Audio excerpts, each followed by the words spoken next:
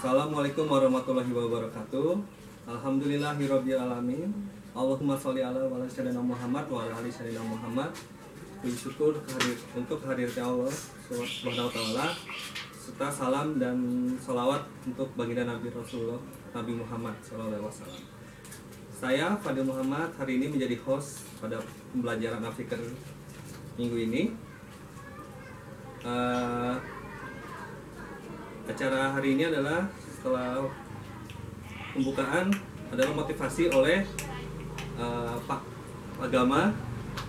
Nanti di Pak Agama bisa berada di sini. Setelah itu adalah materi tentang apa Pak? Frontline. Materi Frontline. tentang frontline dan ekonomi juga.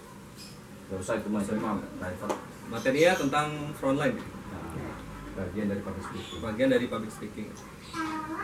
Sebelum kita memulai, marilah kita membaca Al-Fatihah dulu. Al-Fatihah dulu.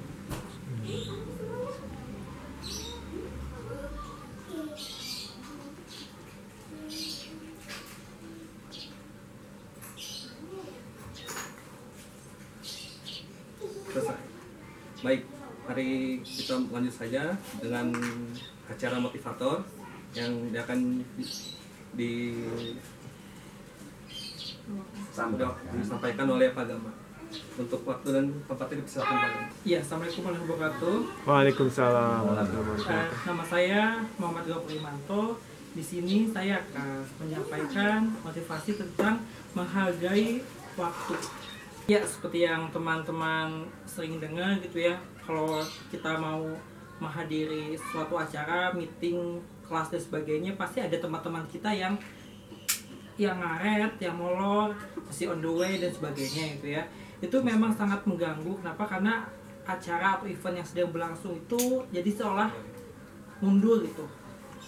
Padahal Allah tuh dalam suatu firman-Nya di surat Al-Asri yang sering kita baca sepulang sekolah, yaitu sesungguhnya manusia berada dalam kerugian kecuali orang-orang yang beriman dan mengajarkan kebaikan dan saling menasihati dalam kesabaran dan kebenaran gitu ya.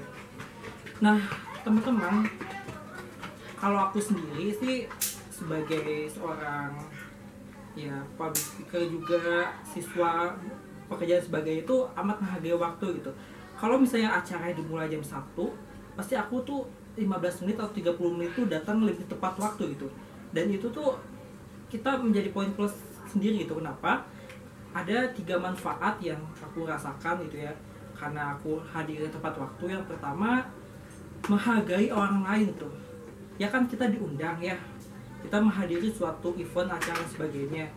Angka lebih baiknya kalau kita datang tepat waktu sesuai jadwal, mungkin sebelum jadwal tuh bisa orang lain tuh bisa lebih respect ke kita, lebih hormat itu, lebih menjadi kita bisa lebih dihargai gitu kan. Coba bayangin aja nih kalau misalnya teman-teman punya acara, kalau pas saya datang telat gimana rasanya? Kan sakit ya. Sakit banget itu ya. Nah aku juga ngerasain gitu ya posisi iya sih. Yang kedua itu melatih disiplin. Ya disiplin tuh bukan cuma kita kayak pakaian rapih dan sebagainya dan mungkin kita ngelakuin apa, tapi datang tepat waktu disiplin gitu ya, supaya kita menjadi insan yang lebih teratur, lebih baik, disiplin gitu. Nah yang ketiga tuh kita bisa lebih siap untuk menghadapi suatu event atau acara gitu kan. Nah kalau misalnya acara dimulai jam 1, kita setengah 1 udah datang, diri kita tuh bisa lebih siap dan menerima materi dan kita mau ngapain aja, terus barang-barang yang kita bawa tuh misalnya mau dipakai untuk apa aja sama acara itu bisa lebih siap daripada yang lain gitu kan. Beda kalau kita ngaret gitu, misalnya materi jam 1 nih, tapi misalnya jam 1:15 tuh masih OTW jalan, jadi kita tergesa-gesa, terus kita mungkin mau nanya apa ke pembicara sebagainya dia lupa, terus kita jadi bad mood duluan. Jadi misalnya kita datang telat itu bikin bad mood dan ya bikin kita sedikit berantakan lah gitu ya kalau misalnya kita mengikuti suatu acara atau kelas itu. Nah untuk melatih tepat waktu itu emang sulit ya teman, aku juga nggak mudah, penuh tantangan dan rintangan gitu ya. Awalnya dari kalau teman-teman masih sekolah di sini ikut organisasi gitu. Organisasi itu sepele sebenarnya, nggak yang rapot juga, paling cuma masuk sedikit nilai keaktifan di luar sekolah, tapi itu penting melatih tanggung jawab, ketepatan waktu, bagaimana teman-teman tuh menghargai seorang pemimpin dan sebagainya, itu menghargai peserta dan sebagainya. Ikut organisasi. Oke, jadi kesimpulannya, manfaat kita tepat waktu itu yang pertama menghargai orang lain, yang kedua itu melatih disiplin, yang ketiga adalah kita bisa lebih siap menghadapi suatu acara atau event atau kelas yang akan kita ikuti. Sekian dari aku, semoga selepas aku ngomong ini ada teman-teman bisa mengikuti jejak aku untuk selalu disiplin seperti orang Jepang yang sangat disiplin gitu ya. Iya. Karena aku pun ada sedikit darah Jepangnya, anjay. Enggak sih. Enggak, waktu ibu aku mandu aku ada di Jepang gitu. Pas melahirkan dia pulang ke Bandung. Ya nggak apa-apa. Ya tapi lingkungan di sana berpengaruh banget buat ibu aku dan aku gitu ya. Iya nggak sih? Ya benar. Ya, sekian dari aku. Wassalamualaikum warahmatullahi wabarakatuh. Ya, terima kasih Pak Gama untuk motivasinya, bagus sekali, indah sekali mengenai motivasinya mengenai waktu, menggunakannya, berhati-hati dalam membuat sumpah atau janji di dalam menggunakan waktu. Baik, materi acara selanjutnya adalah materi yang akan disampaikan oleh Om Toan mengenai frontline. Om Toan, silakan. Assalamualaikum warahmatullahi wabarakatuh. Alhamdulillahirrabbilalamin. Allahumma sholli ala Muhammad wa ala ali Muhammad. Puji syukur kita panjatkan kehadirat Allah Ta'ala yang mana hari ini sekali lagi kita masih diberikan kesempatan untuk hidup, untuk menghirup udara segar. Dan tentunya hal ini tidak mungkin kita sia-siakan. Rugi banget kalau kita sampai sia-siakan. Seperti kata Gama tadi, motivator kita hari ini, banyak orang yang rugi, ya, kecuali orang yang menggunakan waktu ini dengan sebaik-baiknya.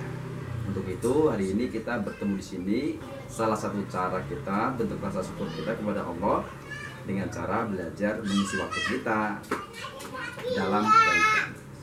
Salawat serta salam kita curahkan kepada baginda Nabi Agung Muhammad SAW. Semoga kita bisa mengikuti apa-apa yang telah dicontohkan oleh Rasulullah, sehingga kita bisa menjalani kehidupan ini dengan penuh kedamaian, penuh kebahagiaan. Dan insya Allah, jika kita lakukan itu berdasarkan Quran dan hadis, kita akan selamat, bukan hanya di akhirat tetapi di dunia akhirat kita akan selamat, insya Allah. Amin amin ya rabbal alamin. Materi hari ini tentu berkaitan dengan public speaking, yaitu yang disebut frontline. Frontline ini sangat penting karena bagian dari karena frontline inilah bagian dari kesuksesan seorang public speaker. Banyak orang di luar sana atau di depan audiens atau audiens sendiri akan merasa bosan. Biasanya setelah 20 menit itu akan bosan. Bahkan nggak sampai 20, mungkin 5-10 menit lah sudah bosan. Ya, untuk itulah teknik ini kita lakukan supaya audiens tidak terfokus dengan satu titik, ya, sehingga dalam artian apa, audiens ini membutuhkan istirahat, membutuhkan pergerakan supaya apa, pergelangan atau otot-ototnya rileks.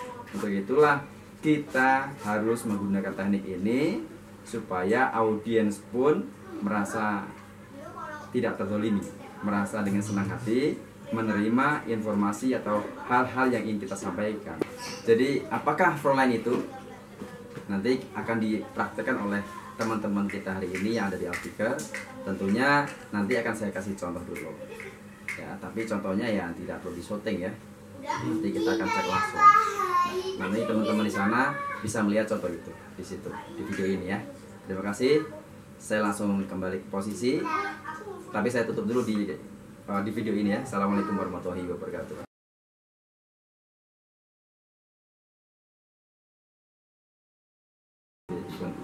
Bapak Ibu yang saya hormati, ada 3 hal yang bisa membuat pembicara menjadi berhasil. Yang pertama adalah visual, yang kedua adalah verbal, dan yang ketiga adalah vokal. Jika ketiga aspek itu digabungkan, maka Anda sebagai seorang pembicara akan mampu memberikan kesan mendalam kepada para audiens. Saya Andi Muhammad Garmadi. Terima kasih. Wassalamualaikum warahmatullahi wabarakatuh. Bapak Ibu yang saya hormati, ada 3 hal yang menyebabkan seorang pembicara itu berhasil.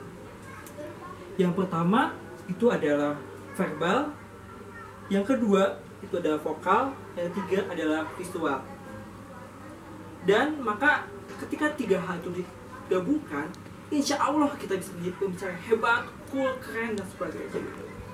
Sekian dari saya. Wassalamualaikum warahmatullahi wabarakatuh. Bapak Ibu yang saya hormati, ada 3 hal yang harus dilakukan oleh seorang pembicara.